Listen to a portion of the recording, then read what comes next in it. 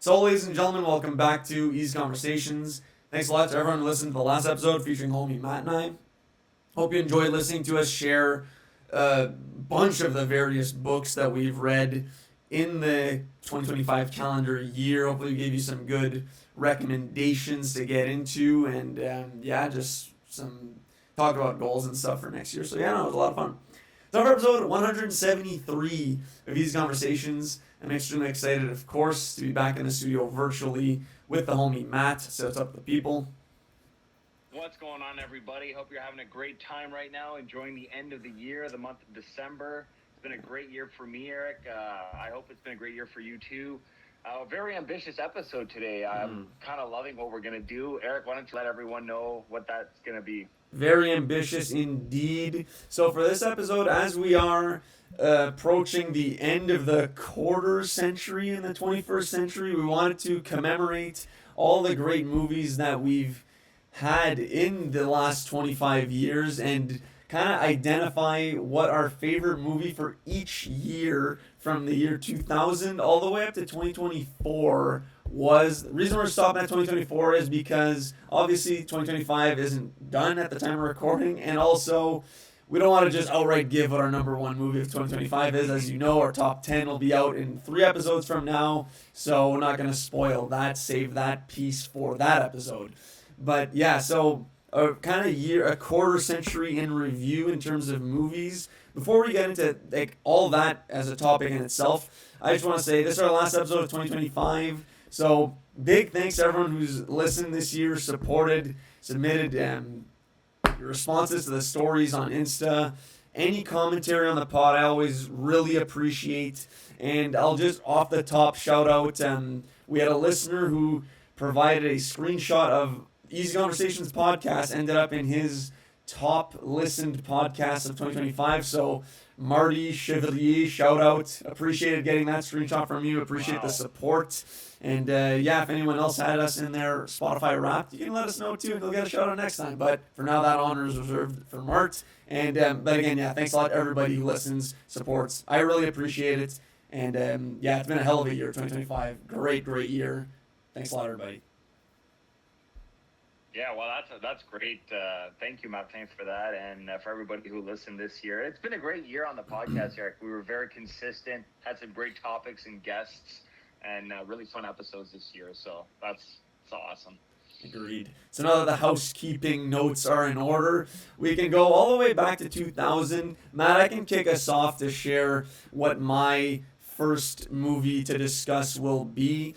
And I want to just preface a bit in saying that in going through each year, seeing what movie could land as my favorite, there was a theme I identified, and it's that I don't know if you feel the same way, but that movies released in the 2000s and even 2010s, there were way more to choose from than what we've had in the 2020s. Now, obviously, maybe that's because we've had more time with these movies and had the chance to see more of them. Maybe in 20 years, we'll look back at the 2020s and think, wow, there's so many great movies in here. But looking at it right now, I give a heavy emphasis on heavy edge to the 2000s, 2010s. It was a struggle to choose for a lot of years, and that wasn't really the case for the 2020s. There was oftentimes one movie that I was like, yeah, that's the one. And we'll get into it as we get to those years. Obviously, I'll give commentary on some of them, but that's kind of my another opening thought before I rattle off my 2000 pick. Do you want to just comment on that actually before I give my first movie? For sure. I had a really hard time doing this list. From 2000 2009, Eric, there's like 10 movies every year that I love and that I rewatch a lot. And that's how I chose my pick, was the movie that I've rewatched the most and that I love. And that was super hard to do in the 2020s. Extremely hard, Eric, and we'll get there when we get there.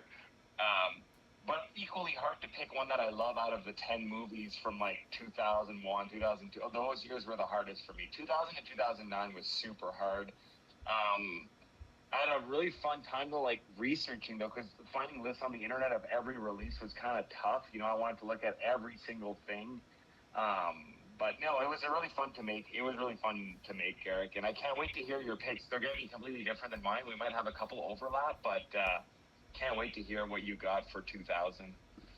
So without further ado, I will get into the 2000 pick. And as I say that, 2000 was actually one of the years in the 2000s that there was an obvious pick and nothing really came close to challenging it. Last housekeeping note I'll say right now is that we also placed a limit on the franchises that we can pick movies from. So I also went with what my favorites are, the ones I want to run back the most. So essentially, if there's a Harry Potter movie, for example, at a certain point, we couldn't go back to the well of Harry Potter's. Mm-hmm. So that was another rule that we kind of introduced yesterday, actually. So I had the idea and then had to shake up my list, so I had to make a lot of adjustments. I'll comment on that as I get to the picks. But yeah, without further ado, 2000, my pick was a movie I've talked about a bit on the pod because it features one of my favorite protagonists in an action movie of all time, or just a great epic revenge story too, Gladiator, starring the homie Russell Crowe. That's just, for me, an all-time movie that I've seen so many times, can re-watch almost every year, honestly, not get sick of it. Features, again, also an all-time villain in Commodus. The mirroring of those two characters just fascinates me, always has, and there's some good humor in there, great action, like I said, characters you want to root for, characters you absolutely despise, and an ultimately all-time satisfying ending. Talked about Gladiator quite a few times on the pod. Don't need to get into it too much more, but I will echo in it Russell Crowe's comments that he made recently about Gladiator 2, in that movie tried too hard to redo what they had done so successfully in this 2000 classic and didn't really create an identity for itself, which hurts that movie and also amplifies the legend of Gladiator, in that they tried to just build off its success and didn't even come close to mirroring that success. So yeah, Gladiator, not to get negative here, but Gladiator, movie of 2000, and there were no real contenders for that pick for me. That's my movie. That's a great pick, Eric. Love that movie. My movie is in my top 10 of all-time favorite movies. The movie from 2000, directed by a huge director. Now, like, Christopher Nolan is a huge director now, but in 2000 he made a movie called Memento with Guy Pearce, and it's in my top 10 favorite of all time. I love this movie. I can rewatch it endlessly. It starts off at the end and goes back to the beginning, reverse. And our character can't create new memories and has memory loss. So it's Memento. I've talked about it before. Phenomenal movie. Can't wait for Nolan's new movies to come out every 2-3 years, but this is his second movie and it's a masterpiece. So yeah, Memento is my 2000 pick. Yeah, Memento is a class that actually would be the one that would come close in terms of getting in that conversation. Another movie that was in there, which I haven't seen, is Requiem for a Dream. I know that that's kind of one that's highly rated. Haven't seen it, unfortunately. I've seen Memento like at least 3 times, and that first time the twist is unreal. And then you see it kind of differently, as with any movie with a twist, really, the second time around. But no, Memento is a great pick. I love that movie as well, for sure. Do you want to go 2001? We'll just do like reverse snake. Yeah, let's do it. All right, 2001, big year. 2001, all right. For 2001, I'm going with Lord of the Rings, The Fellowship of the Ring. Let's go. That's my Lord of the Rings pick. All 3 could have been on, except for our rule. And I'm going with the first one because I absolutely love how it starts and when the Fellowship's together. That's like peak Lord of the Rings in Moria, before they lose Gandalf. Lord of the Rings, I don't have to explain myself here. The first one, 10 out of 10 masterpiece. They took their time to do it pre-production wise, like scoped it all out and then shot 3 brilliant movies. And the first one, as they all are masterpieces, but the first one is the one I'm going to choose, Eric. So Lord of the Rings, Fellowship of the Ring. Not going to lie, a bit surprised. I thought for sure, like, once we had the one movie to rule them all rule, I was sure you were going to go Return of the King. Like, that's what I had envisioned for you. But love to see it. 2001, stacked year for sure. I just want to highlight a few other movies as well before giving my pick. So, I'll just say it's Fellowship of the Ring for me too. So I'll just say we're on the same page there. amazing movie. It's funny how with time, what used to be my least favorite Lord of the Rings movie, and again, it's 1A, 1B, 1C by the thinnest razor Yeah. edge. Hmm. Fellowship has become my favorite one because I find it's like that comfort food, lembas bread kind of movie that I just like, where we're not in the full darkness yet. It's still, there's optimism, there's a goal in mind. Everyone's together until obviously they start to break up throughout the movie and definitely at the end. But I love the calm before the storm element of it, and it's just like I said, the most innocent one of them all. And seeing where our characters start contrasted with where they end up in Return of the King, unbelievable. I love this movie so much. But yeah, I was in between this and Harry Potter, Philosopher's Stone. That was one I was seriously considering as the one to take it down.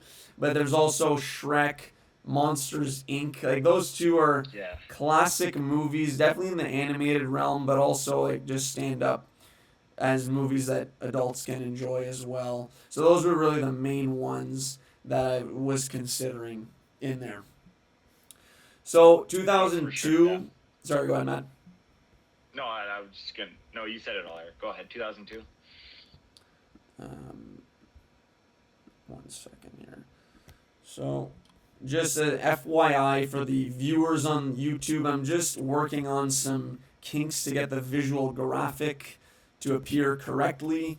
Um, so, just want to preface that there. This will all, of course, be edited out in the audio version, but if you're seeing me tweak some stuff in real time, that's why. So now for my third movie, so 2002, obviously, yeah, Two Towers was an option. Catch Me If You Can, but as people know, if I had to pick a Harry Potter movie, it's Chamber of Secrets for me. That has just kind of always been my number one Harry Potter movie, and it would be doing myself a disservice to not include it on here.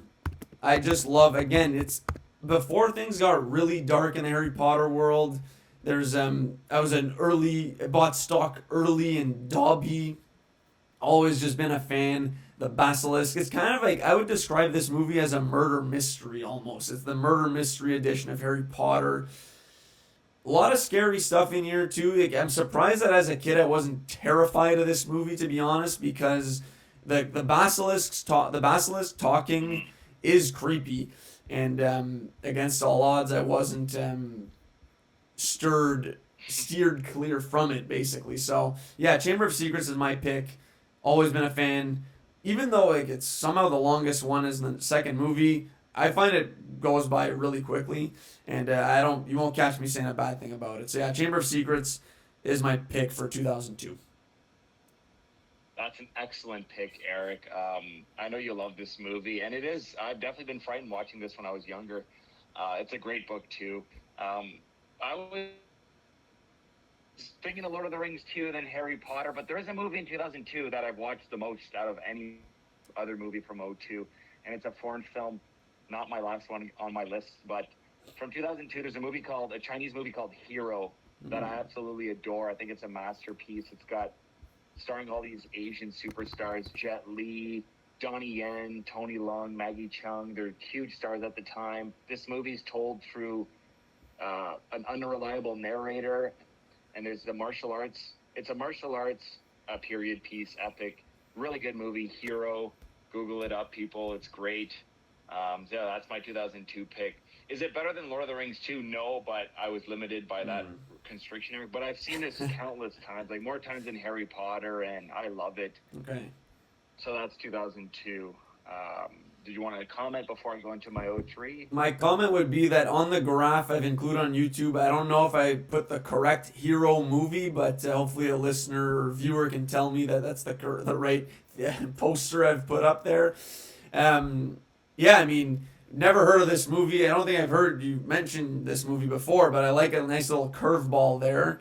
Yeah, I mean, if you've seen this movie more than Chamber of Secrets, which of course anyone who indulges in a yearly Harry Potter marathon, if you've seen this more than that, I mean, that goes to speak to the like, I don't know, I guess the potency of this movie. So right on. But no, I've never heard of this.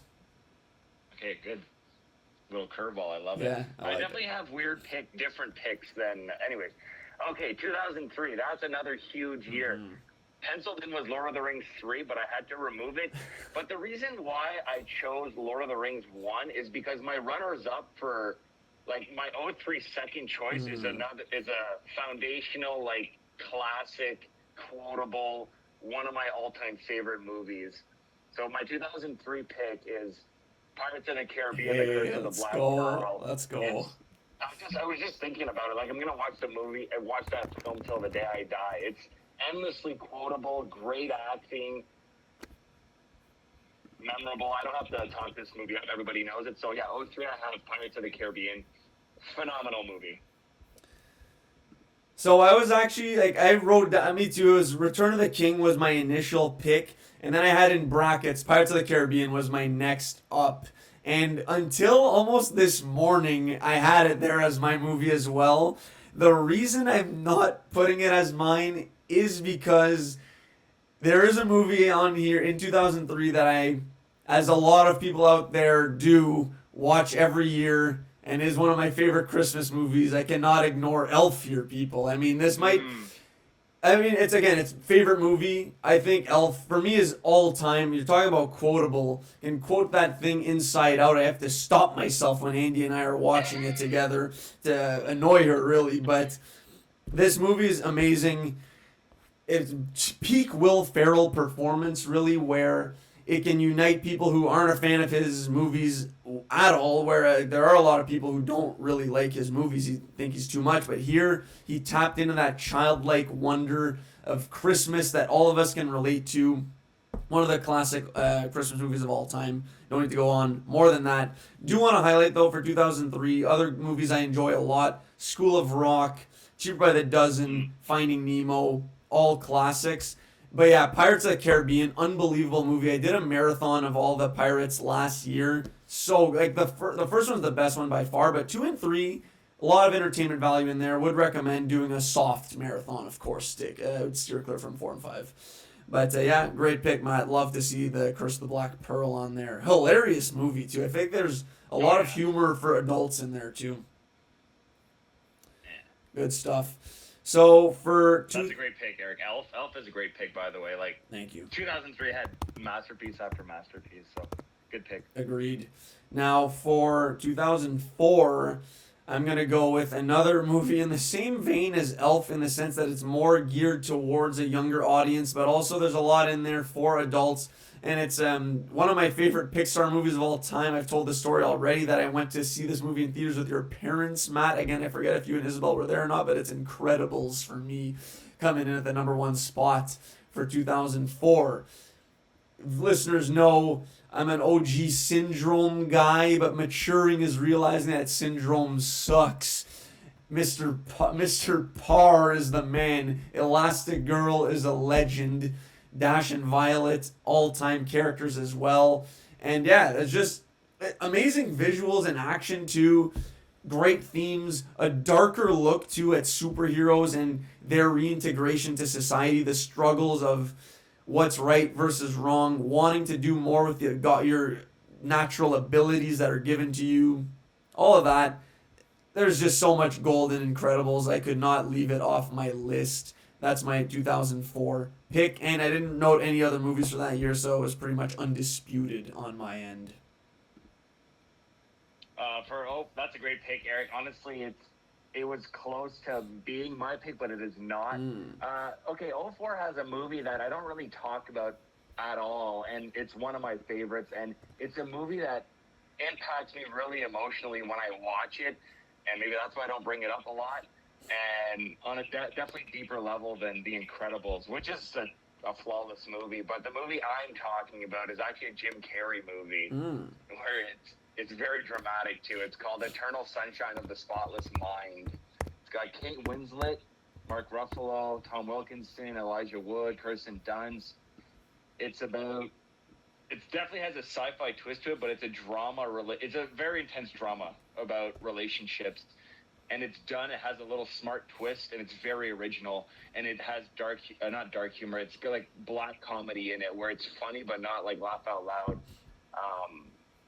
anyways, this movie impacts me extremely hard every time I watch it. It's very good, very emotional, kind of feel good and depressing at the same time. It's not a linear narrative. It goes back and forth, but it leaves me with a big smile on my face and very impactful. And it's a movie I go back to often. So that's Eternal Sunshine of the Spotless Mind from 2004. It's a phenomenal movie in my opinion. It gets better every time I watch it too. So that's why it had to be my favorite movie of that year. It's come up a lot on the Have you pod. I have heard of it and not seen it, unfortunately, but I do want to give it a go as your movie of the year for '04. I mean, I think that's the final nail in the coffin here that I do have to get up there and watch this movie. So, no, great pick. Love to see it, but yeah, I can't add too much more on there. Okay. Yeah, and I'm very curious to see when you watch it, what your thoughts are. My '05 take, 2005, I just rewatched this movie, Sean Mackenzie, for the first time. 2005 is a movie I absolutely adore. It's called V for Vendetta. Oh, nice. I love this movie, Eric. Very quotable to me now. Like, I'll say random lines from it. Nobody knows what I'm talking about. But it's based on a graphic novel. Our masked protagonist, like, you're just hearing him the whole movie. It's Hugo Weaving and Natalie Portman. Hugo Weaving, you're just hearing his voice under the mask. It's amazing, Eric. It's all about ideas and, like, government's going too far. It's kind of like relatable to what's going on now a bit. It's a bit ahead of its time. It takes place in a dystopian British society where things have gone wrong in other parts of the world, and it's like a totalitarian government. It's very good. Anyways, V for Vendetta, guys, like, I can watch this every year endlessly. Like, it's really, really good. Yeah, that's my 2005 pick. Nice. I watched it for the first time during COVID at some point. Super good movie. What I remember of this movie specifically is that I was always scared of the trailers when I played on TV. '05 here, I'm 10, 11 years old here, and just not at that age bracket where I can stomach these movies. But really, like, it's really not that kind of graphic. It has a lot of impactful themes that, like you said, are relevant today. Scary dystopian look. Like, there's no graphic violence really. Like, there's a lot of sword fighting, kills, but I remember that trailer scared the bejesus out of me. And no, strong recommend as well. I haven't, like I said, I've seen it the one time. I can't put it as my number one. So for me, 2005. I had a Goblet of Fire initially. Had to swap that out because to pick one Potter, it was Chamber. But again this morning, I'm looking at the list of what am I choosing here. Wedding Crashers, Batman Begins, 40-Year-Old Virgin. I landed on my only movie of this saga for the 21st century, which I feel like I'm enjoying more and more every time I watch, even though I've seen it 1,000 times. That's Star Wars Episode 3, Revenge of the Sith. I feel like I'll just quickly talk about the prequels. They get so much undue and undeserved hate, where people really love to nitpick at the bad in this, but don't focus on the good that's smacking them in the face with incredible lightsaber action here. We've never seen a lightsaber fight as good as the duel on Mustafar. Obviously, yeah, I love the Duel of the Fates. It's right up there, 1A, 1B. But Hayden Christensen and Ewan McGregor going toe-to-toe on that volcanic rock is just incredible. I pray one day Disney Star Wars is able to give us something as good as that.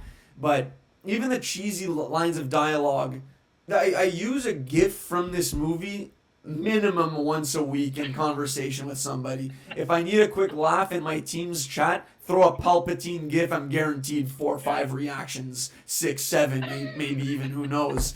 But it just delivers. Revenge of the Sith, love this movie. And yeah, I'm appreciating it even more with time. So that's my pick for '05. I need to rewatch this one. It's been a hot minute, Eric, and I had a feeling this would be your pick. These movies have aged really well, the prequel trilogy, and I do need to rewatch it. And yeah, endlessly quotable, Frank, it's how many times did you watch it at the theater? Like 3 times, twice, 3 times at least, twice in a day, right? Like which one was it? That was Attack of the Clones. I've actually never seen Revenge of the Sith in theaters, so I kind of regret. It was the 20-year anniversary. I kind of regret not going. So hopefully when the 25th anniversary rolls around, they do want to rip it back in theaters, and I'll go there. But there's something about going to see a movie on its like 10th, 15th year anniversary that doesn't really speak to me because I've seen them so many times. Why do I want to spend money to go to the theater to watch it? Yeah. But I kind of regret not seeing it. So I think the next time one of these movies goes around in theaters that I haven't seen, maybe I'll go out there and do it. But so I've not seen this one in theaters, funnily enough. Great pick, Eric. So 2006, I'm going to go with just no preface. There were no contenders for this one. It was an obvious Casino Royale for me.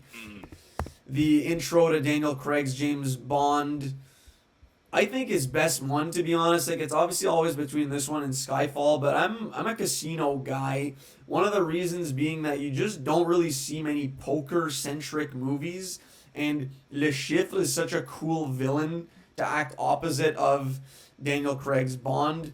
Eva Green, great Bond girl too. I love that she's a complex character. Her relationship with Bond is great as well. And there's a lot going on. Jeffrey Wright in there, of course. Yeah, just one of my favorite, if not favorite, Bond movies. So I had to make this my pick for 06 with no contenders. So easy. That's a great pick. Arguably the best Bond movie. Honestly, this movie has nothing wrong with it. Like, I remember seeing this in the theater, Eric. That chase sequence at the beginning was epic. So good. The Le Chiffre and poker game, the finale, the music. This movie, like, floored everyone in the theater that night. It was amazing. It's a great movie. Yeah. Not just a great Bond movie, just a great movie in general. And really, everyone's trying to imitate it after it. It set a trend. Great pick. Okay, my 2006 movie is my second favorite movie of all time, after Goodfellas. I've come to this conclusion. This movie, since watching it in like 2006, buying the DVD blind buy at HMV, I've been like in love with this movie for some reason. It's a German movie. It's called The Lives of Others, and I definitely talked about this on the podcast. It takes place during communist Germany and in the east part of Germany, and it's about a guy listening in on this artist and his girlfriend, and it just gets mingled into their lives, and ultimately has to make a choice halfway through the movie, and it's about the human condition and how people behave and can change, and it's definitely a character study of a movie, The Lives of Others. Absolutely love this one, guys. It's a very personal movie to me. I think when I watch it now, I think about watching it back then when I was in like university and finishing high school, and I'm thinking back too of how like there's definitely a nostalgia for this movie, guys. But The Lives of Others, I have it on my shelf behind me. I'm due for a rewatch, so I'm gonna do that probably this month. But it's my second favorite movie of all time. It had to be the pick for 2006. So there's that one. Good stuff. I saw this one in school, like high school. I forget when exactly, but amazing movie. Only seen it the one time. That was probably like 15 years ago, so I hardly remember what happens, but I remember it being very good. So I want to say it's like a guy listening in on people's conversations, and like he maybe falls in love with a woman or something like that. It was in a couple. Yeah. Kind of. The couple. Yeah. That's good memory. Not bad, 07, completely different movie for 2007. One of my first appearances on Eazy Conversations was a top 5 comedy roundup. You know, it was me, you, Curtis, and Basan maybe. Nice. Classic episode, top 5 comedies. My number one comedy is from 2007, and it's Superbad. Mm-hmm. There's so many strong movies in 07, like No Country for Old Men, There Will Be Blood. But Superbad, it's the one I rewatched the most, and I can quote it like right now to you, like many, many scenes. Every time it gets brought up at work, I start like rattling off quotes and correcting people on the quotes, which maybe I shouldn't do. But anyway, Superbad to me is comedy gold. Jonah Hill and Michael Cera are like perfect in the movie, and love their witty banter. It's their witty banter between the important scenes that like make this movie. But yeah, Superbad 2007. It's my favorite comedy. Had to go with it. To move this along further, I'm not going to say anything more because that's my 2007 pick too. But what I will say actually is that it's a comment about movies these days, and even as we get in the 2010s. There's almost a comedy movie every year in the 2000s that I was considering as my favorite of the year, which is not the case, especially in the 2020s and even in the 2010s. Like, we've talked about it so many times on the pod, but I just want to re-say it. The 2000s was that golden era of great classic comedies, and Superbad is the first one that's appeared on our list. And in terms of like all-time comedies, like I wouldn't say Elf is an all-time comedy like that there, but it's just so good. And yeah, there's not that many these days really that, like, what's the last comedy in the last 5 years that's come up and is one you could say is like, yeah, it's the best movie of the year. Like, I don't think there is one, honestly. Yeah. But yeah, so that's my comment on Superbad. Like, I love that movie all time. Could watch it a zillion times and still laugh. It's so good. So 2000. There was a golden age at that time. Yeah. So there was a golden age, Eric, of that time. Yeah, that's all I'm going to say. Agreed. So again, 2008 now is one I could have had another comedy, Harold and Kumar, Escape from Guantanamo Bay. I think I had that as my number one comedy in that pod you just referenced. But ultimately, I haven't seen that movie in a long... Step Brothers is from that year as well, Iron Man. But I'm going with the classic, what is it, number 3 on the IMDb list, I think, The Dark Knight. I mean, I think that's... for me, it was an obvious number 1 of 2008. This is another one. This is like the Superbad equivalent of superhero movies that's come up on this pod. We've talked about it so many times. Don't need to get into it too much more. Perfect comic book movie, in my opinion. All-timer. That's my pick for 2008. Can't argue with that pick there. Like, I just showed Mackenzie Batman Begins. She had never seen Batman Begins, so we watched it. I'm like, oh, we got to watch Dark Knight next. She's never seen The Dark Knight. I'm like, are you for real? You've never seen Heath Ledger as the Joker, so can't wait to watch that with her. We'll probably do Knives Out first and then Dark Knight. Nice. Yeah, that's a great pick, Eric. 2008 was an amazing year. Like, I had a hard time choosing. So I, like, defaulted to the horror genre, and I went with one of my favorite horror movies from France. My favorite horror movie from France, for sure. It's called Martyrs, directed by Pascal Laugier. He's a great French film director. Martyrs is one of the most intense movies I've ever seen. Some might even say extremely disturbing, but it's got a lot of food for thought. Like, I could talk about this movie for 2 hours and the different meanings of things and symbolisms. And this movie starts off one way and goes into another way, only to go into an even more vile underground, like, you have no idea what's going on anymore and you're stunned. This movie left me stunned the first time. Every rewatch I do of this movie, though, I'm less disturbed and I'm more like, all right, this is actually what the director's trying to tell us. Anyways, Martyrs, it's an extremely,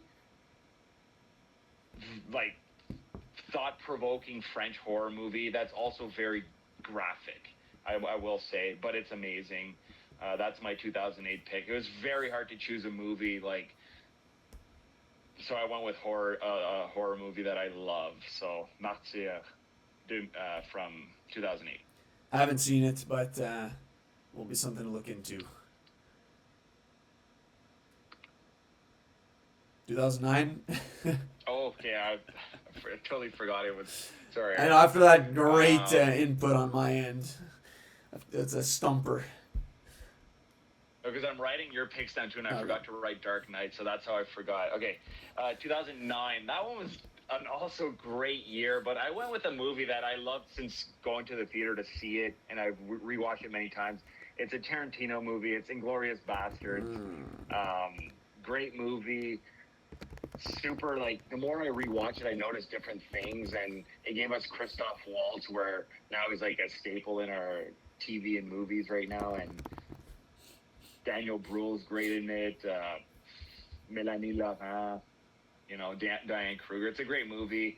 I had a hard time choosing a movie that year, though, I will admit. 2009 had a lot of, like, choices, and yeah, I'm going to go with Inglourious Basterds. It's one I'm going to keep rewatching for the rest of my life, so that's my pick. Yeah, that's one that I actually rewatched this year. It had been a few years. Holds up so well. Is just as funny as it was the first time and dramatic. Even though, like, obviously you know what's coming every time, they're like, it still hits, packs a punch. across the board, Brad Pitt hysterical in this role as well. That Italian scene with Antonio Margaretti is just all time. Anyways, yeah, we could be here all night talking about Inglourious Basterds. Love that movie. That probably would have been my contender for my pick. When you talked about great theater experience, I thought maybe we're going with the same movie again. Mine is an all-time theater experience that went in with no expectations and was laughing my ass off the whole time. So that's The Hangover, of course. Just a classic comedy to cap off this golden era of comedies. Couldn't leave it off my list. Gave us one of the most iconic Halloween costumes, I want to say, for bearded men as Alan, with the you strap on a little baby, throw the shades on, you're good to go. That it caught me by surprise like crazy, and that's also a movie where even though Leslie Chow is popping out of the trunk, him smoking everybody with that crowbar, buck ass naked, just never gets old. And that's a movie that, speaking of Inglourious Basterds, can rewatch 1,000 times. Same with The Hangover, and I'll never get sick of it. So couldn't leave this one off my list for sure. That's a fantastic pick, Eric. Not only is it a great, a flawless masterpiece of a comedy, it changed the game. It's a rated R comedy that grossed the most at the time, and that influenced so many others. That changed the comedy landscape. The Hangover changed the comedy landscape. It's insane the influence that movie has done. Never often imitated, never bettered, really. So great pick, Eric. Great pick. So now, as we enter the 2010s, I just want to make a note that Matt and I had done a pod where we did this same exercise, one movie per year for the 2010s, and I went back and re-listened to that episode, Matt, and I have all of our picks from those years in front of me. Okay. So I'm just curious to see how much movement there is in your list, because I know how much there is in mine. But yeah, it'll be interesting to see if it's exactly the same picks or if you have changed them around. But I've got some movement in my list. So I'll go now. 2010, same pick as I had back when we did this, and it was early 2020. There were no other contenders for me. This was a weak year, 2010. I'm going with The Town. It's my favorite Ben Affleck. Well, that and Good Will Hunting. But I love The Town. It was my intro to a lot of actors, honestly. Jeremy Renner, Blake Lively, John Hamm, all fantastic in that movie. And when you psychoanalyze me as a person, what kind of characters I like in movies, Jim, played by Jeremy Renner, is me to a T. I love me a protagonist who's just a very complex, not a great person, technically a villain, but you're rooting for him and will do what it takes to make sure that things are done to protect the characters, the people he loves. So love The Town. Don't need to go on into it more than that, but yeah, that's another one I've never gotten sick of. Seen it so many times. Love that movie. It's a great pick. It's might I even say underrated or maybe underappreciated. Not a lot of people mention it. That movie's aged beautifully too, by the way. I rewatched it too recently, and I saw it at the theater and I loved it, and I rewatched it in the last few years and I loved it. What more do you want? Ben Affleck's a great director. Great pick.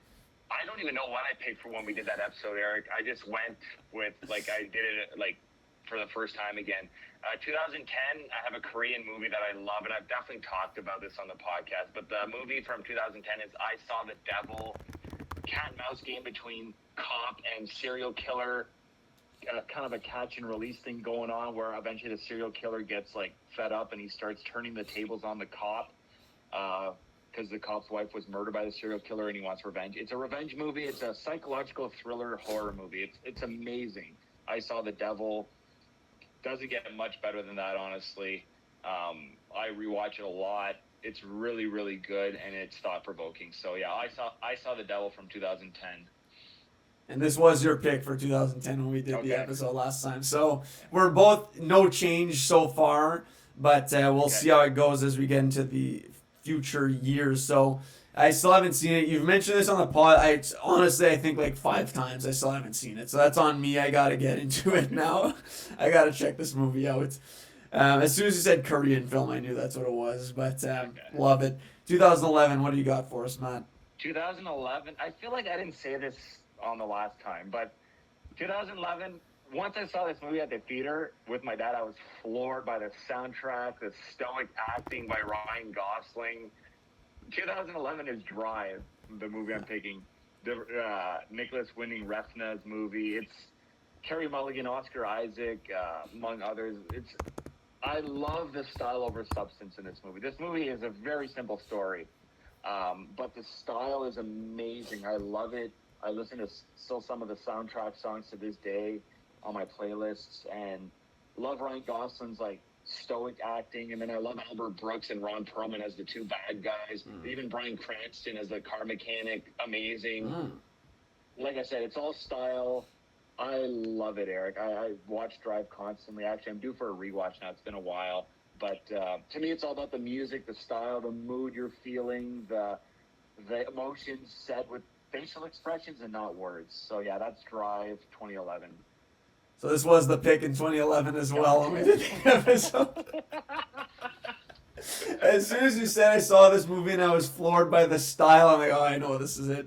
I love Drive 2. I've seen it once for sure, maybe twice, but yeah, it's just a vibe. Like me too. I think it's one of the first movies I've seen with Ryan Gosling, and he's just a cool character in there as well. I want to say Oscar Isaac is in there too as like the boyfriend of Carey Mulligan. Completely forgot Bryan Cranston was in it, but definitely due for a rewatch. All-time soundtrack, good vibes, and yeah, just characters you want to root for and characters you hate. So great pick.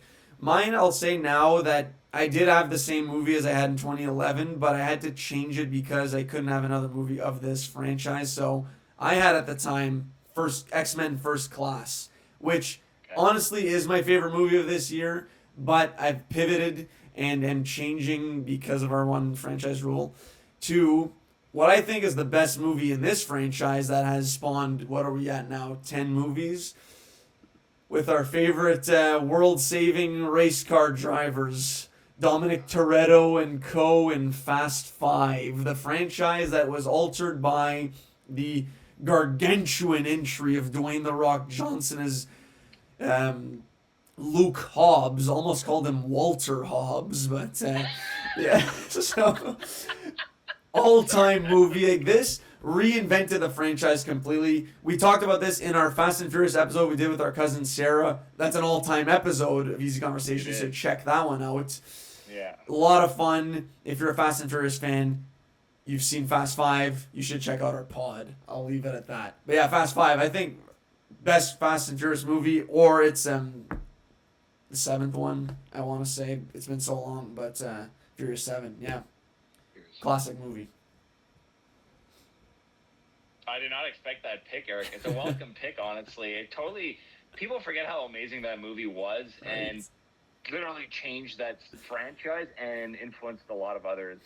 It's a fun-ass movie, and the setting's great too, right? And the vault scene is legendary. Oh, yeah. Yep. The Rock, he has so many gold one-liners in that movie that are very quotable, honestly. Like, I ripped a lot of them when we did that episode, so I'm not going to just repeat myself. But, yeah, no, hilarious. Great character who injected needed life in the franchise, coming off of, in my opinion, one of the weaker movies in Fast and Furious. So this is a good bounce back. And, yeah, it really changed the look of the franchise. It went really from street racing to now we're world-saving, like Avengers, basically. So that's 2011, great movie. So 2012... I'm going with my only Quentin Tarantino movie, which I also rewatched this year. Holds up so well. Funny. Again, revenge story, which is a trope that Quentin loves a lot, and few have done better than him, in my opinion. That's Django Unchained. Jamie Foxx just plays an absolute badass of a character as Django. You got a rare, hateable Leo villain role. Again, Christoph Waltz as Dr. King Schultz. The assassin dentist. Wolf the dentist Stanson. Just really good stuff in there. Yeah, like I said, a powerful movie. You just really want to root for the main characters to get justice. And yeah, Samuel L. Jackson, also a motherfucker in that movie. Oh, yeah. To quote him. himself. So yeah, Django Unchained is my 2012 pick. Now at the time I had Wolf of Wall Street. Oh no, I had Django. Wolf of Wall Street is next year, so I'll spoil. So I had Django. I'm realistically 3 for 3 so far with my picks, but Fast Five switch up. So yeah, Django Unchained. Yeah, that's a great pick. 2012 has a lot of hard choices. Like there are a lot of great movies, and it was hard to choose. I believe I chose this one too, though. Last time we did it, because it's the movie I've watched the most from 2012, and it's a coming of age drama that really impacted me when I first saw it, and still does. It's called The Perks of Being a Wallflower, starring Logan Lerman and Emma Watson and Ezra Miller, and it's like a high school coming of age movie that honestly, like, in the second half rises to another notch of how awesome it is, I find, and how brilliant it's done, minimalistic wise, but also with heavy themes and emotions. And the ending really makes me think, and it's definitely impacted my life outside of movie watching, where I think about this movie and I'm like, oh, I can use some of the stuff I've learned from this movie. This movie has made me a better person. Not made me a better person, made me think things differently and helped me through life. That's better phrase. But yeah, The Perks of Being a Wallflower, I think it's a brilliant movie, and I constantly rewatch it, so it had to be my favorite of 2012. You nailed it. It was your pick at the time. I've seen this once. I remember thinking it was good. The problem is, like, there's a lot of sad stuff in there, and I don't really do well with those kind of movies where oftentimes, like, I'll enjoy them the one time but not want to go back to them, and I think that's what it was with this movie for me personally. It was really good, but not one that I want to go back to because the heart is frail. That's fair. So that was my thought on it. That's fair. It is a heavy movie at times, I agree, but I am drawn to it for some reason. I like being manipulated emotionally, Okay, my 2013 was hard to choose. I probably picked this one last time too, but there's a lot of heavy hitters, including 2 Denis Villeneuve movies, and there's a lot of strong picks, but I had to choose the movie I've watched the most, which is Enemy by Denis Villeneuve. Honestly, I think that movie's brilliant. If I had seen Prisoners more often, maybe it'd be Prisoners, but I've seen Enemy like 5 times more times. Like Prisoners, I've only seen twice. But like, admittedly, like I don't rewatch that one a lot. But Enemy, I've seen at least 5 times, and like, to me, it's brilliant. I never get bored. I love the mystery aspect of it, but like almost the surrealistic aspect and the artsiness of it and the style of substance. Again, a theme you see a lot with my movies. I kind of like some of these artsy movies, and I'll have definitely more on my list. But Enemy by Denis Villeneuve, favorite movie of 2013. This was a hard year to choose from. This is the one where I was staring at the list of movies going like, I don't know which one I'm picking. But I settled with Enemy. Nice. I wonder if we're going to go 9 for 9 here, Matt. Is this Enemy again in 2013 last time? I've seen it once as well. I enjoyed it. I remember thinking it was like a full-on mind, where I feel like I should rewatch it knowing or kind of remembering how it ends. It's definitely a thinker. You're not sure kind of what's real, what's not. I do like those kind of movies that really make you think after the fact. And you mentioned there were 2 Denis Villeneuve movies that year. I wondered if we were going to be on the same page. Mine is Prisoners, that I have talked about pretty recently when we did our thriller episode, where this is one of my favorite and also scariest thriller movies, in that you put yourself in the shoes of Hugh Jackman's character. It's just, if that were to happen, you're a kid, what lengths you would go to protect or to find your child. It's so scary. His acting in that movie is unbelievable, and I actually saw recently on Twitter that the scene where he's in his car, in his truck, coming from the liquor store, and Jake Gyllenhaal goes in the truck with him. They have a discussion, and you see the script underneath and what was supposed to be said, and Hugh Jackman went off script. He completely improvised, him blowing in a fit of rage at Detective Loki, saying that he wasn't doing his job well enough, wasn't doing enough to find his daughter. And it's just so impressive to see, like, the state that he put himself in as an actor to really showcase that rage and that desperation. Unbelievable. So if you haven't seen Prisoners, huge recommend. Such a good movie, but it's not for the faint of heart, I would say. So, really good stuff. Denis Villeneuve dropping 2 classics, like number ones for us in 2013. It was pretty unheard of, honestly. Rick harkens to the days of Ty West in 2022. Who can forget dropping 2 classics in the horror game? But yeah, so great. That's a fantastic pick, Eric. I honestly think it should be my pick, but I couldn't put it on, only having seen it twice. Like, I just couldn't do it, and I'm slacking on my rewatches of that movie because I saw at the theater. I thought like it was the best movie I had seen that year, and then. But anyways, yeah, great pick. So yeah, like I said, at the time I had Wolf of Wall Street as my 2013, which I don't really have any interest in rewatching that movie, honestly. I feel like it was kind of like the frat bros movie of the year. Like, it's their favorite movie of all time, Jordan Belfort, but I disavow that scumbag's actions and want nothing to do with it. So, for you, you said 2013 was a tough year. For me, 2014 I've always looked at as such a stacked year with a lot of movies I really enjoy. And at the time, I had another Jake Gyllenhaal movie. Nightcrawler was my pick, but I've pivoted, so I'm just going to list off a few others. Like, you got Interstellar there, Gone Girl, Grand Budapest Hotel, Whiplash, Guardians of the Galaxy, Captain America Winter Soldier. There's a few others, honestly. Wow. And me going with Dawn of the Planet of the Apes as my movie might be crazy to some, but I absolutely love this movie, and Caesar as a protagonist, who he becomes. I've said it on the pod before. He's the kind of leader most people should want to emulate. How he listens to his advisors. As required, will showcase his strength and put others in their place when they step up to the big dog. And speaking of people who stepped up and tried to bite the hand that feeds them, Koba is an unbelievable villain in that movie. His betrayal is heartbreaking. Spoiler alert, sorry if you haven't seen it, but Caesar's okay. Amazing movie. Fires me up every time, and the final fight scene always gets me going. I talked at the start about Commodus versus Maximus at the end. Koba versus Caesar is right up there for me in terms of satisfying villains getting what they deserve. And yeah, Caesar, I've said in the protagonist episode, is one of my favorite characters of all time. Could not leave this movie off my list. I'm out. No, I love that pick, Eric. Did not expect you to say this. Very Shakespearean, this movie. Very tragic. It's like I need to watch it again. Honestly, you're making me remind myself of reminding me of when I was at the theater and how epic it was, and I was like, this is a Shakespearean like freaking play right now. It's amazing. Mm-hmm.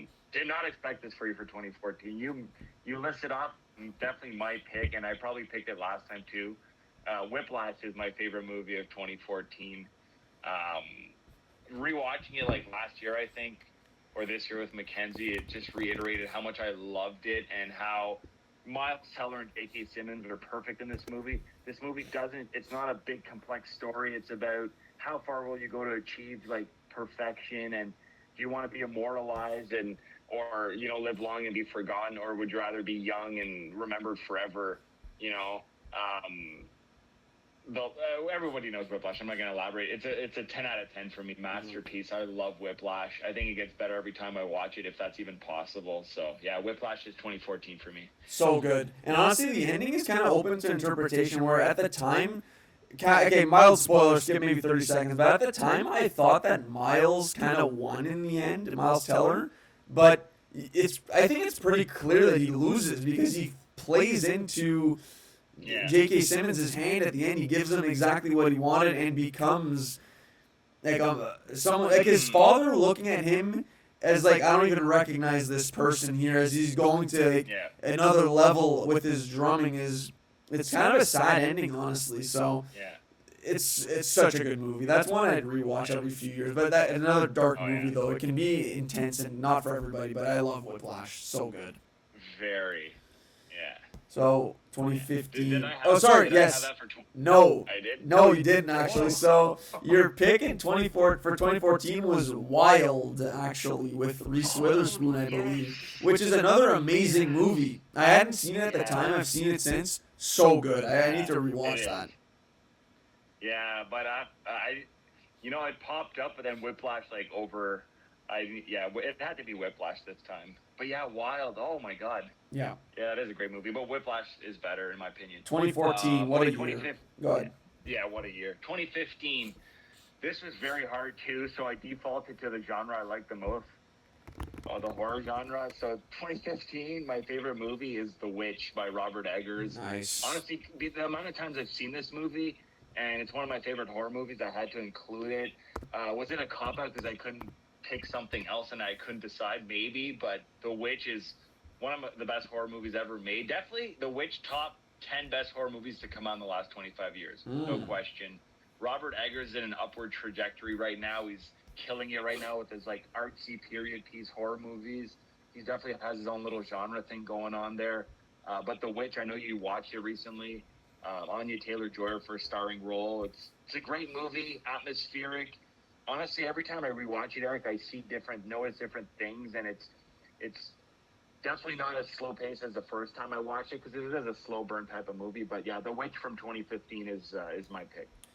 Man, 2015 is another year where we're in that thick of it now, where there's stacked movies here. I love The Witch. I saw it recently, first time, super good movie. You actually had another horror movie in 2015, The Invitation was your pick, so Great pick. glad, love to see the switch up. Yeah, I'll just list off some 2015s for the people. Inside Out, Mad Max Fury Road, Ex Machina, The Martian, Star Wars Force Awakens, The Revenant, Hateful Eight, Jurassic World, Spotlight. There's a bunch of great movies in here. I was in between two, and last time I had Straight Outta Compton, which is not my pick this time. So I was going to go Rogue Nation, honestly, with Mission Impossible. I really like that movie, but one I've seen 3 times now, and every time the tension building, the stress I feel watching that movie, you're rooting for the safety of these characters. It's another Denis Villeneuve movie. We're on Sicario 2015 here. This is such an epic movie where Emily Blunt is just thrown into the wild. Shout out Reese Witherspoon, and she just has to figure she's introduced to a completely new world with the cartel, the drugs, and trying to find order where only chaos reigns supreme. And the characters played by Josh Brolin and what's his face, Benicio del Toro, they know the rules of the game that Emily Blunt simply does not, and she struggles in this movie. And Daniel Kaluuya is in there too. John Bernthal, real quick.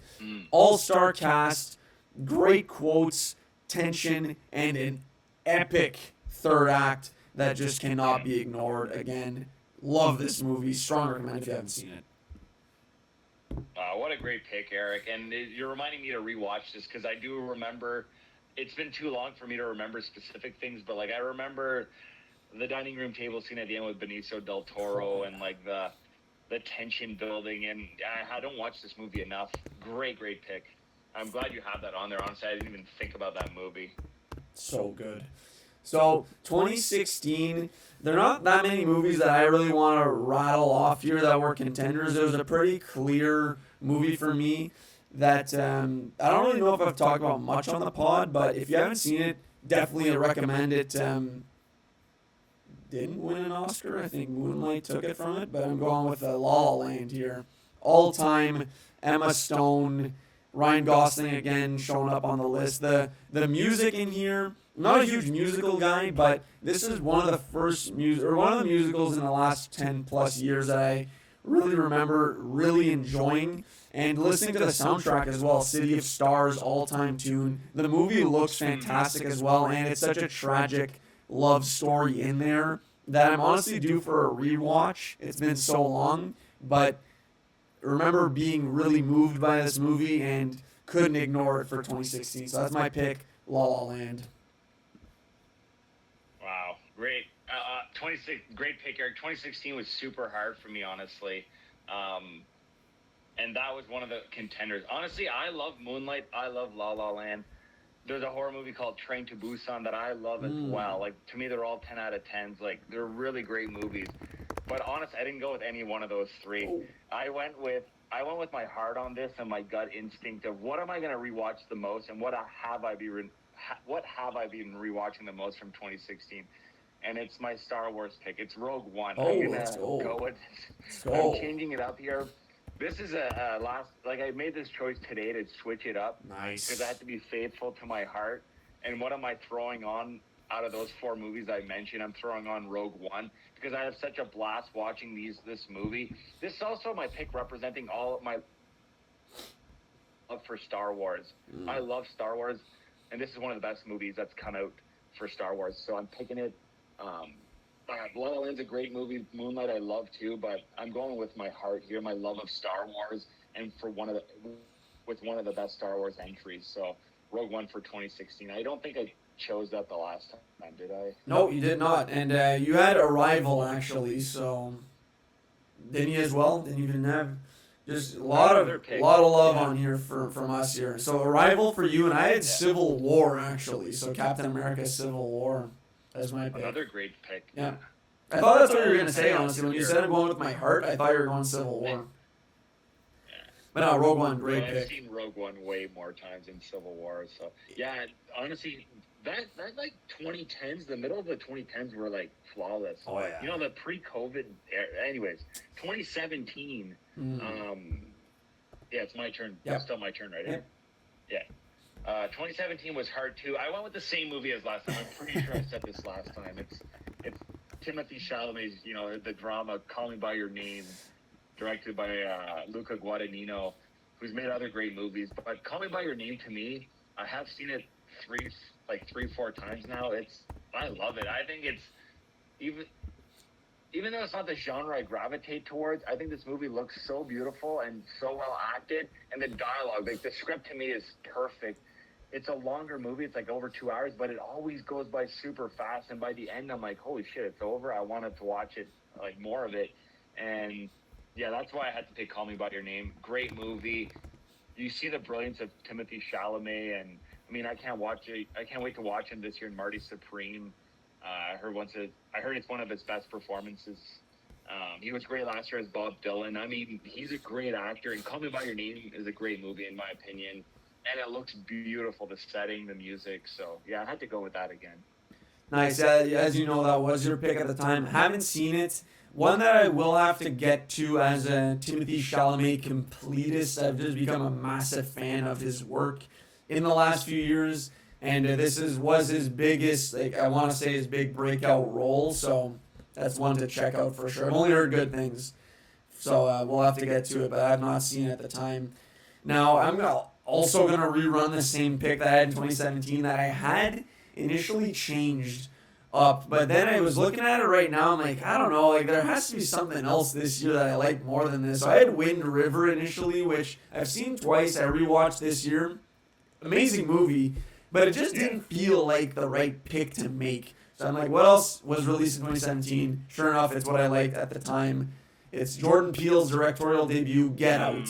Unbelievable movie. I've seen way more times than Wind River. Not just going to change it up just to change it up here. Favorite movie of 2017. I will say, though, I initially had Logan as my pick I was going to make here. But, again, because I'm saving on to a possible Avengers movie coming up, I couldn't go Marvel again. So, Get Out. Talked about it a lot on the pod. One of my favorite horror movies. Such a thinker. Original concept. Satisfying ending, hilarious as well. Kind of my perfect kind of horror movie where there is a supernatural element to it, but they spin it in a way that it kind of could make sense and needed humor. This has both amazing performances, great movie. Get Out is my 2017 pick, was at the time. Oh, I love that, Eric. That would have been my alternate choice, and I've probably seen Get Out more times than Call Me by Your Name now that I think of it, but it's impossible to choose from the both. It's a great horror movie, one of the best in the last 20. It's in the top 10 for me in the last 25 years for sure. I had floored when I saw it at the theater. Loved that it won an Oscar for the screenplay.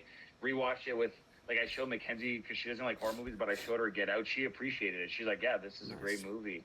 But yeah, great pick, Eric. Good stuff. Not going to spend too much time on the next movie. It's been talked about a lot. We say it's the pinnacle of superhero movies. Shouldn't be a surprise to anybody if you know what release year this came out in. 2018 is Avengers Infinity War for me. Thanos, my guy.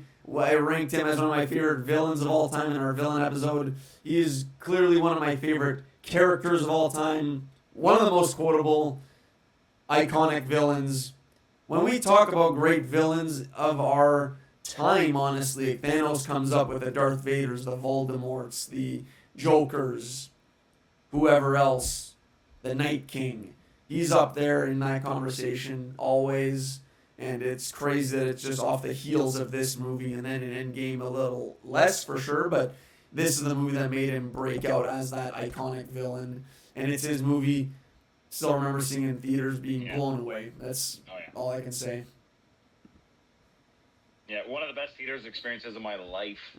One of the greatest villains of all time, in any genre. The best superhero movie ever made, arguably. Like I said, peak CGI, like superhero battling on screen. My number one is peak, but in another genre. So I went with the peak horror movie of the last 25 years. Honestly, this is one of the best horror movies of all time, and definitely the best of the modern era, in the 2000s. 2018, it's Hereditary, directed by Ari Aster. It's literally like one of the best. It's one of the greatest horror movies ever made. It's that good, guys. And the performances by Toni Collette and the two kids, amazing. And I don't want to say too much about it. If you haven't watched Hereditary, do it. It's atmospheric, scary, superbly well shot and done. Like, this movie should have won Oscars, except it's in the horror genre, so they don't get as much respect as the other, as dramas and stuff. But Hereditary, to me, it's a perfect movie. So is Infinity War. It's a perfect superhero movie, a perfect action movie, but I went with a genre, again, that I love the most, so I'm picking Hereditary for my favorite movie. I remember listening to a scene-by-scene, like, audio essay, over-analyzing everything, and it made me appreciate the movie even more, how brilliantly done it was. So, anyways, Hereditary is my 2018 pick. Nice. Haven't seen it. I only heard good things. Gotta check it out for sure. Your pick at the time was Roma. That was the 2018 pick. Oh, I don't know what I was thinking. Hereditary is so much better. That was pretentious pick of me, Roma. Anyway. That's the beauty of lists, right? Things can change. Actually, go ahead for 2019. 2019, speaking of pretentious, no, this movie's great. But this movie, like, everyone loved this movie when it came out, and it won all the awards, and it's a Korean movie. It's Parasite. Okay. I absolutely think this movie is flawless. Other big movies came out that year, and it was obvious. Like, to me, after 2019, like, this is where I had such a struggle picking my favorite movie. But in 2019, it's definitely Parasite. After watching it, I've only seen it twice, admittedly, but, like, what the commentary in it, Bong Joon-ho, I love all his movies, and this is his best one, in my opinion. But yeah, Parasite, flawless movie, 10 out of 10. Nice. I was going to ask if you had re-seen it since, because I've only seen it the one time when it was getting all that acclaim. I remember thinking it was very good because I did see the commentary, but then there's obviously stuff you miss and stuff. So, great movie. I'm curious to rewatch it for sure. It's not really one that I've thought about much since it got all that hype, and it was the talk of the town because it was the first time a foreign film won all those awards, right? It was such a big deal. Yeah. You don't really hear about it as much these days, but again, like, it's true. Yeah. I do want to rewatch because I did enjoy it for sure. Wasn't let down. In 2019, so we had a giveaway for this episode at the time where people had submitted their favorites of the year, and the wide range of picks that were made by the listeners was astounding. I don't think there were any repeats from the people. And it's a strong year, 2019. You got Joker, Midsommar, Avengers Endgame, Once Upon a Time in Hollywood, Jojo Rabbit, which was your pick, Matt, at the time. Right. 1917, Us, Uncut Gems, Little Women, Marriage Story, which was my pick at the time. You could keep going. There's a ton of movies in 2019. My pick is one that I actually, funnily enough, watched yesterday again, which is Rian Johnson's Knives Out, which holds up. If you've only seen this the one time, or even if you've seen it twice, this is my third time watching it, and I was once more floored at the dialogue, hooked on the twists and turns, dialed into the story despite knowing where it was going. There were little things I had forgotten, and the all-star cast in here is unbelievable. You got, obviously, Daniel Craig as Benoit Blanc is fantastic, but Ana de Armas is amazing in that movie. Just a super likable character you want to root for and hope that good things happen to her because of her kind heart. Then you got Chris Evans acting against type as the biggest douchebag alive as Hugh Ransom Drysdale. Just a fantastic character that he plays that rivals his performance as the epitome of greatness and good as Captain America. He's so good in this. Jamie Lee Curtis, Lakeith Stanfield, Michael Shannon is always great. Everyone does a bang-on job in this movie, and huge recommend. Knives Out, best movie of 2019 for me. And yeah, so that was my pick. That's a great pick, Eric. It often gets it doesn't get brought up enough, eh? Like every time there's a new Knives Out movie, we remember the first one, but that one is a masterpiece. At the theater, I loved it, and I rewatched it once after, and I loved it even more. And I honestly I'm gonna hopefully watch the third one the night we're recording right now, but maybe I should run back because Glass Onion was good too. I've only seen it once, but maybe I should rewatch the first one. I think it should be getting more love than it gets, even though it gets a lot of love, right? And Rian Johnson, that's an underrated trilogy right there. It is. He has great movies before Last Jedi. Now he's making great movies after Last Jedi. Too bad he couldn't make a great Star Wars movie. Anyways, great pick, Eric. All right, so now we're in the 2020s now, and my God, does it drop off here for me in terms of options to choose from. This might be the worst year in cinema.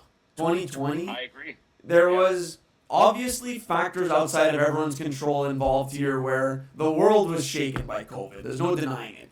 But seeing, especially in the first few years of the 2020s, the quality of the content that came out is very poor overall. And it kind of trickled all the way up to 2025, in my opinion. So we still haven't fully recovered.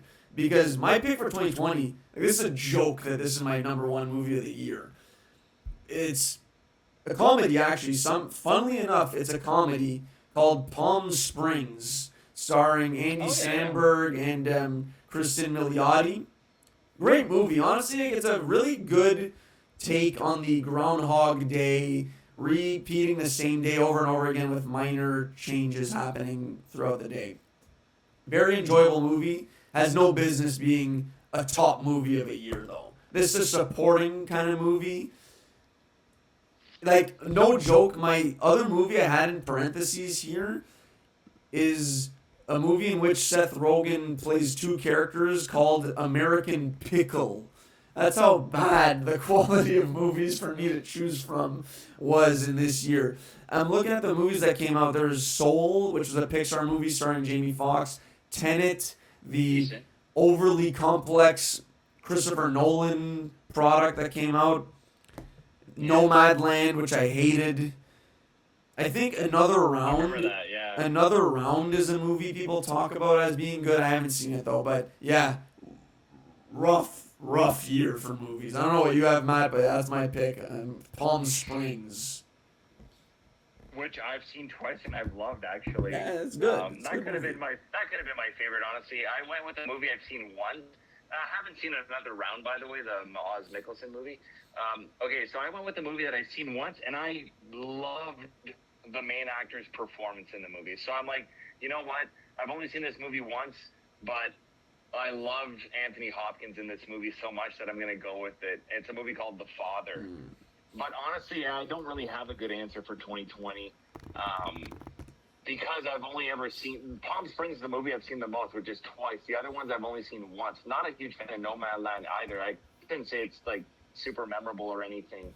But The Father, Anthony Hopkins' performance really impacted me emotionally, and I thought it was brilliant. I mean, I think he won an Oscar for that. But Eric, I don't even. That's not even like. I wish I could put no entry because I don't really have a favorite movie from that year. The other years were a little easier for me. There is a movie that stood out, at least in the other years, where I'm like, yes, this movie is really excellent. I'm going to keep rewatching it. There is no movie in 2020 I'm going to keep rewatching.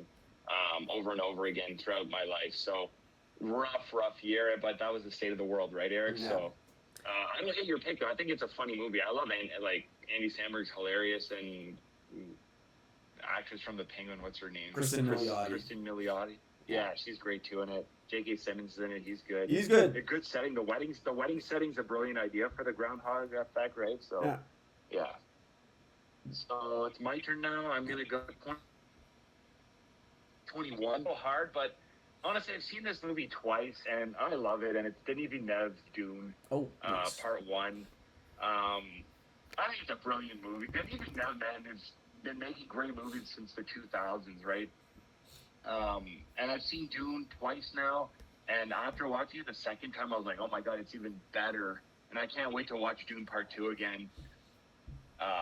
But yeah, Dune 1, favorite movie of 2021. It's great. Yeah, this was my pick initially, but I had to make a little adjustment for reasons I'm sure everyone can figure out.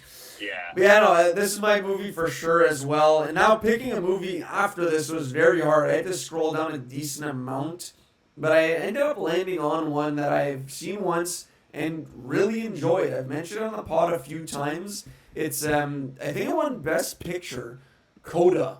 So the Child of Deaf Adults. Amazing movie. I don't have the actress's name in front of me, but I'll get it. She's fantastic. I want to say it's Emily something.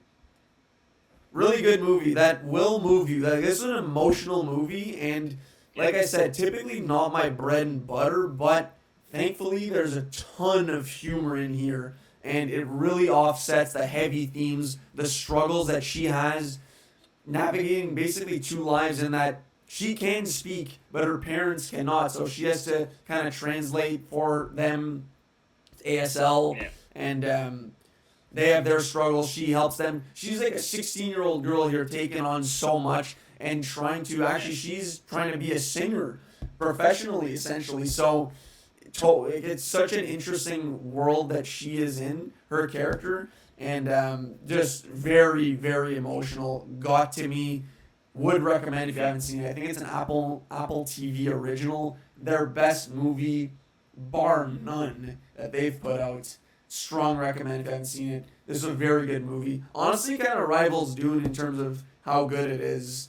But I think I enjoy Dune more because I've seen it more. But this is such a good movie. Coda. That would have been my other pick, Eric. I love that. I love this movie too. Floored by it. Very emotional, but not like overly, not like cheaply, just done the right way. And the mom and dad are great in the movie. I think he won an Oscar as Best Supporting Actor, the dad. But the mom it's Marlene Matley, right? Like, she was in the Seinfeld episode, The Lip Reader. She's great. Right. That's her. She's great in that. What a great pick. I think we covered the top 2 movies of that year, right? Yeah, no doubt. So 2022, I'm going with the same pick that I had when we did our episode in 2023, I guess, which would be what oftentimes does not work in terms of a revival legacy sequel, but this time eclipsed the success of the cult classic in the 80s, Top Gun Maverick for me. No questions asked. Favorite movie of 2022. In terms of all-time movie theater experiences, this is up there. I remember that third half, it's like I was in the cockpit just weaving and bussing down the mountain ranges of wherever they are in the world, doing barrel rolls out there, dodging anti-aircraft missiles. You were dialed in watching that in the theater, and it's not just a theater exclusive great viewing experience. I have seen it on my laptop, holds up perfectly on there as well. Just such a fun movie, pretty funny, and great way of honoring the past and also carving out a new legacy for the present and future. If they want to give us a Top Gun Rooster starring Miles Teller, I'll be there day probably 7. But fantastic movie. Definitely recommend Top Gun Maverick if you haven't seen it. That's a great pick, Eric. I had a couple of choices for 2022, and this was definitely one of them. This movie, reinvigorated life in theater going, right? Like a lot of people credit Tom Cruise. Like he stuck to his guns, didn't want to release this on streaming. He's like, I'm waiting for COVID to kind of die down and it's going to the theater because this movie was shot like 2 years before it came out. Great pick. Okay, 2022 is definitely my art house pretentious pick of the evening. I mean, I don't think it's pretentious. I think it's a brilliant little minimalistic movie. And you've definitely seen it and do not feel the same way as I do. But 2022, I'm picking the movie called After Sun with Paul Mescal. It's him and his daughter on a trip.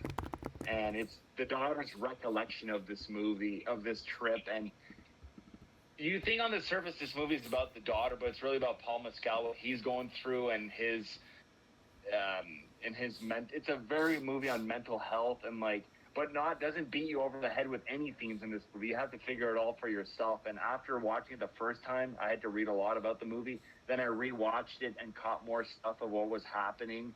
But again, this movie's very stylistic, minimalistic, doesn't move very fast.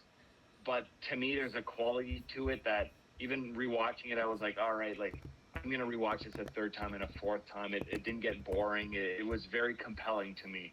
But yeah, After Sun with Paul Mescal, it was a very unique movie for me and very artsy, but I loved it, Eric, and it's got to be my 2022 pick.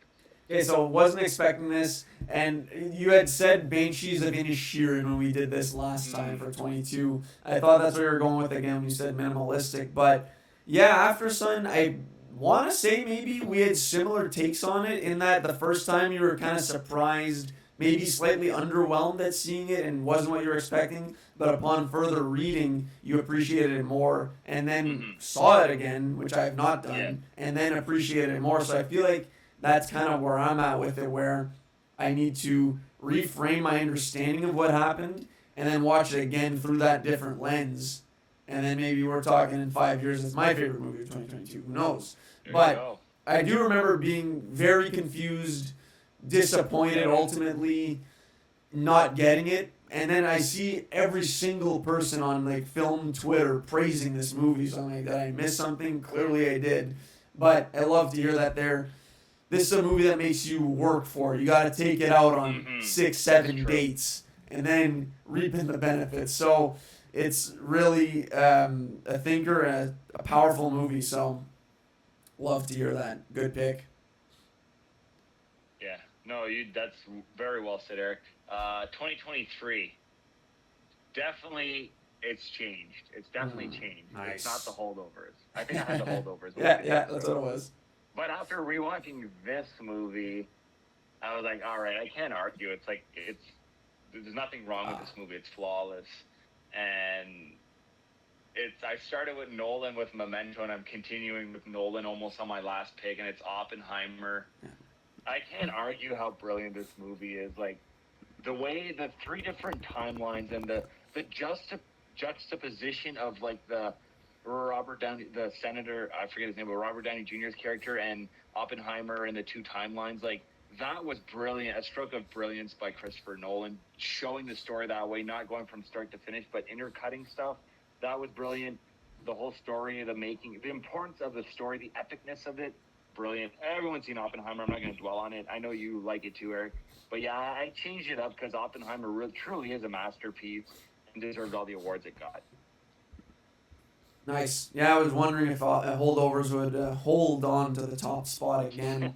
Love that. And yeah, Oppenheimer I do think is one that gets better with more viewings. I've rewatched it, enjoyed it more the second time. I feel like if I watch it 3-4 times, maybe it dethrones what was my number one at the time. Has not changed. Godzilla -1, still my favorite of 2023. I've also rewatched it. Holds up. I just remember being the reactions I had seeing it in theater, which I went into with decently high expectations, but I didn't know what to expect.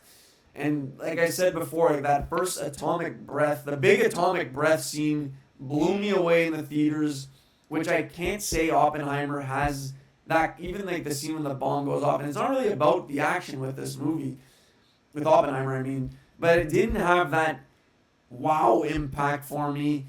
But I appreciate Oppenheimer really a lot more from start to finish with all the performances and the storytelling. Like you said, it's an amazing movie, but this still edges it out for me we'll see in a few years, but it's still Godzilla -1. Best Godzilla movie ever, no questions asked, in my opinion, and it's one that really makes you fear Godzilla. And I'm really looking forward to the sequel that I don't know when that's going to come out, but that's one of my most anticipated movies in the next few years anyway. So Godzilla -1, if you haven't seen it, check it for sure.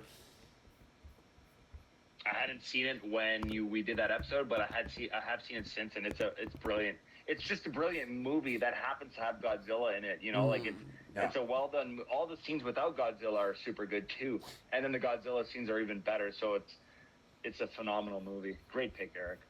So I've pretty much been consistent from 2022 onwards with no change, and I don't think enough time really for me anyways on these picks has passed for me to change the picks. So it's Dune 2 for me, number 1 of 2024.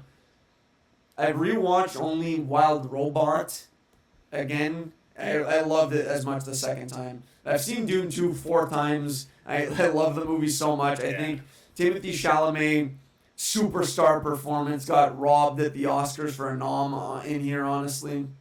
Did so well. Learning a different language and then delivering powerful monologues in said language and really commanding the screen. Like I said, superstar defining performance among other great performances from an all-star cast as well.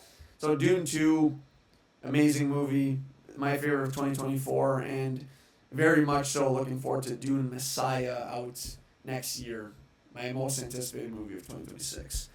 So that's my pick. Oh, absolutely. Great pick. Great pick. This suffers from me not rewatching it all that often. I need to watch it immediately because I don't think I'm getting like what I said on the episode. It should be higher up on my list, and I think it will be one day. But it's just I haven't gone back to it, which is entirely my fault. I'm going. My number 1. I think it was my number 1 on the show is The Substance. Okay. The horror movie, The Substance. But is it going to be a movie I'm going to watch in 20 years, or am I going to keep going back to the Dune trilogy? Probably the Dune trilogy, right? But The Substance floored me too. I thought it was brilliant. But yeah, this was 2024 was kind of I haven't really been rewatching my 2024 stuff, so. And that begs the question: how often do you go back to old movies from your previous list?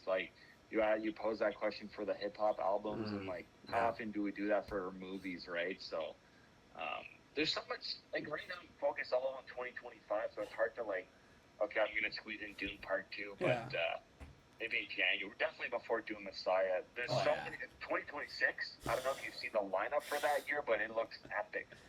2026 might be it might be one of the greatest years in cinema, and definitely have the 2020s, so can't wait for that. 2020s are ramping back up, in my opinion, right? They're ramping up definitely better than the start of the decade, so yeah. Great pick, Eric. This is really fun to do, honestly. It was, yeah, and it'll be interesting to do, again, maybe in 10 years from now, just re-look back at what we had chosen at the time, see how things change, or some haven't, maybe, who knows. But you're right, though, with movies from last year, we're so focused on what's happening this year, and then when we do rewatches, typically we go back to classics that we just love, right? We don't always. I don't want to rewatch Anora already. Maybe late next year, I'll rewatch it, see how it holds up. But I'm not in a rush to go back to all these 2024 movies when there's so much new content out there, and I have childhood classics that maybe I haven't seen in 10 years I want to rewatch. So you're not always watching movies 24/7 there, otherwise I'd be a patron on Letterboxd. But anyways, so yeah, I mean, this is a lot of fun. There's going to be more movie conversation in our 2025 top 10 episode. I have thoughts on the last few years and in general, but 2020s, we're on the rise. 2026, I'm very much looking forward to a lot of movies coming up.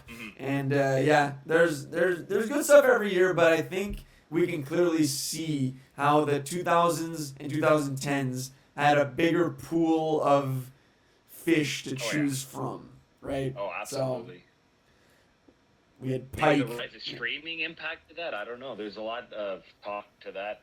Maybe 2025 so far, Eric, unless a lot of good heavy hitters come out, it hasn't been mind-blowing.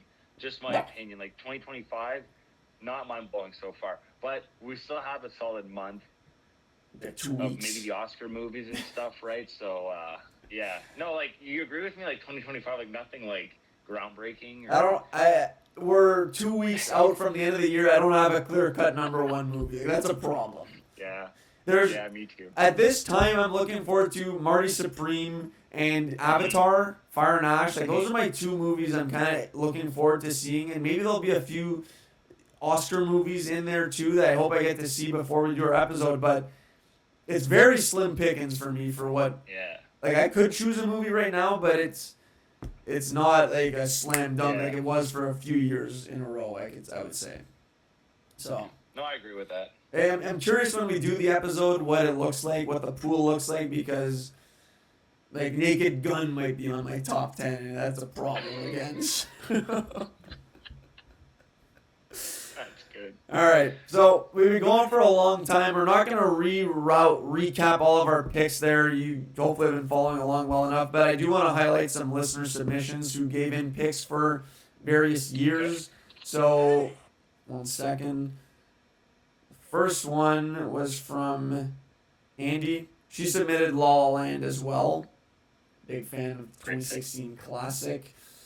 Hold up, sorry. My cousin Dan, he submitted Spider-Man Across the Spider-Verse. Strong 2023 pick as well. Love that. The homie Mart Chevy, he said The Dark Knight, Interstellar, both Dune movies. Get Out, and then highlighted a sleeper, Zodiac. Great movie. Oh, yes. Yeah, good pick. Yeah, that's it is a sleeper. I feel like it's one I should run back to. It's been a long time since I've watched it. My colleague Roslyn, she submitted Bad Boys 2, which I have not seen. Have you seen this movie, Matt? Yeah, it's not as good as Bad Boys 1, but it's all right. Okay. I've only seen it once, though. Like, I can't critique it fairly. It's like 03, I think, or 02, 03. In that pocket, perhaps.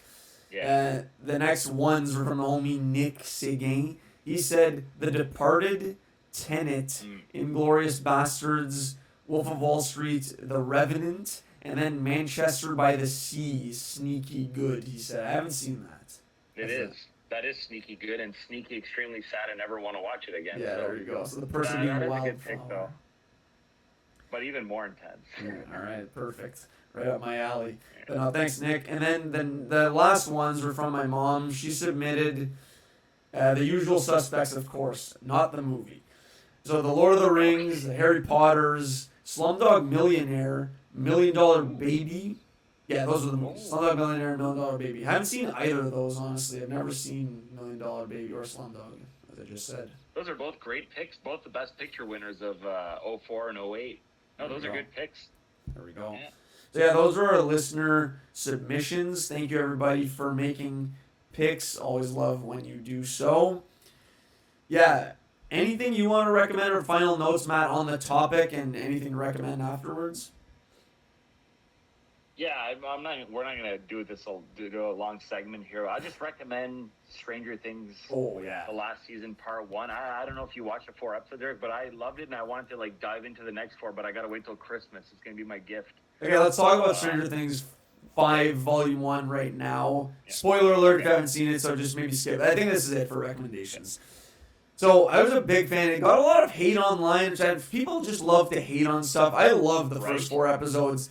Obviously, I think they got better and better, too, culminating with, I think, a scene I've rewatched 15 times, my boy Vecna walking in and just manhandling everyone in that upside-down sequence. Just fire me up. When I talked earlier about Thanos, Voldemort, Vader, Vecna is inserting himself in this conversation in terms of look and aura and just presence on screen. He's unbelievable. Jamie Campbell Bower killing the game. What a scene. Yeah. And what an ending with Will getting his powers, too. That was sick. Yeah. I was a huge fan. I echo everything you say. I can't disagree. That crescendo of episodes getting better and better and then culminating into that scene. Amazing. I love the different groups the characters were in and were jumping back and forth, you know, that was good too. Yeah, I don't know what else to say either. That like, I just wanted to keep going, and I only get 4 more episodes, which is sad. But you know, it's time for closure. You can only do this for so many seasons. But no, I loved everything. Even like the kids disappearing, that whole storyline, and it was sad to see what happened to the parents when they got attacked, and like, I don't know, this crazy shit was happening in this season, Eric. And I was like, damn, I'm loving it. I love when they go into like the upside down. That's cool. Yeah. On the topic of the parents, I feel like one, if not both of them, should have gotten killed. Like, how are you telling me none of them died in that scene? Like, they got tossed around by the Demogorgon. They took hefty slashes to the chest, critical hits, you'd think. But very sad scene, honestly. I was almost tearing up when Cara Buono was going at the Demogorgon with a wine bottle. Very animalistic instincts to defend her daughter. Who the daughter's doing great too. Yeah. I love her getting in the mix. Holly doing really well. I hope someone dies, honestly. I don't want everyone to make it out alive. Which their unwillingness to kill the Wheelers makes me a little weary that maybe somehow no one dies, but that'd be crazy if no one dies. I think Hopper's making it through. Yeah, now that you just the Wheeler parents surviving, you're like, okay, maybe I won't mind if they all survive. I don't know. It's kind of like corny, but like takes me back to like the 80s movies where everything like happens, everything goes right for our good guys. I don't know. Yeah. No, I'm expecting like an epic, you know, Vecna versus 11 showdown that could be like just mind blowing, and like this TV show to me is very cinematic too. Like I could see these episodes at the theater and be like equally blown away by them, you know. So no, good stuff. I'm glad you liked it too, Eric. I don't know why it gets any hate. Maybe people are hating on the acting. It's like, calm the hell down. Even at that, they're doing a good job. And honestly, I think this is, I said it when we did our Stranger Things pod after season 4, this is our closest thing to Game of Thrones since Game of Thrones was on. It has that scale, that epic, high stakes, great quality, and insane content we're seeing on the screen. It's so good, and this show will be missed when it's done. So I think a lot of people who are hating now in 5 years are like, oh, we haven't had a good show since Stranger Things. There's just contrarians out there, I want to say. Like, people who are just miserable, and I thank God I'm not like that. Anyways, positive vibes, great show. I can't wait for the last 4 episodes. It's good stuff. I'm loving it. I'm actually going to read A Wrinkle in Time now. Holly's got me inspired to check that book out.